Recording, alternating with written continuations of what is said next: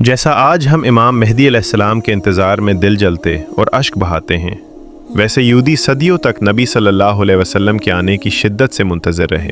سالوں پہلے عربی دنیا تباہ ہو گئی تھی اور وہ غلاموں سے نفرت کرتے تھے۔ بچوں کو زندہ دفن کر دیا جاتا تھا اور بت پرستی عام تھی، یہاں تک کہ بتوں کو کیبن میں رکھا جاتا تھا۔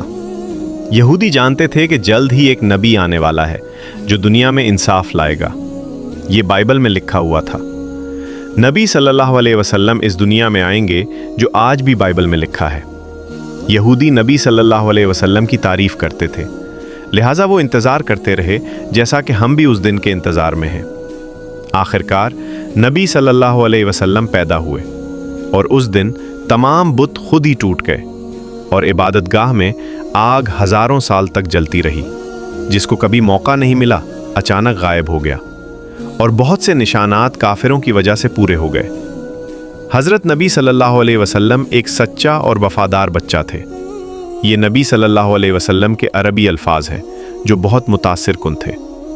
نبی صلی اللہ علیہ وسلم کی والدہ نیک اور بااخلاق تھیں، اللہ ان سے راضی ہوا۔ نبی صلی اللہ علیہ وسلم نے تجارت کا کام شروع کیا، پھر اللہ کی تعریف کرنے لگے۔ حضرت نبی صلی اللہ علیہ وسلم بہت مہربان اور وفادار تھے اور لوگ نبی صلی اللہ علیہ وسلم کی تعریف کرتے تھے۔ شادی کا پیغام آیا، نبی صلی اللہ علیہ وسلم نے یہ پیغام قبول کیا، اللہ ان سے راضی ہوا اور شادی ہوئی۔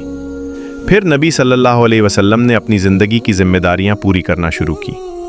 جب نبی صلی اللہ علیہ وسلم 40 سال کے ہوئے تو اللہ کی طرف سے ان پر پہلی وحی نازل ہوئی۔ نبی صلی اللہ علیہ وسلم اللہ پر ایمان لانے والے تھے، لیکن ان کے دشمن انہیں مارنے کی دھمکیاں دیتے رہے۔ عرب صرف نبی صلی اللہ علیہ وسلم کو نہیں، جو بھی اسلام قبول کرے انہیں قتل اور ظلم کرتے، جیسے سفیان کے والد اور جہل کے والد۔